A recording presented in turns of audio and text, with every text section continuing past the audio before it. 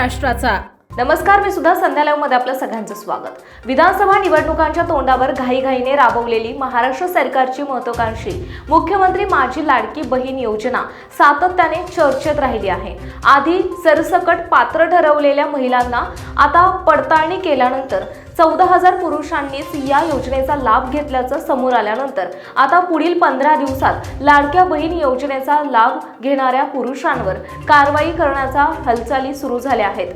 सूत्रांनी दिलेल्या माहितीनुसार महिला आणि बालकल्याण खात्याकडून सुमारे 26 लाख लाभार्थ्यांची माहिती महिला आणि बालकल्याण विभागाकडे पाठवण्यात आली।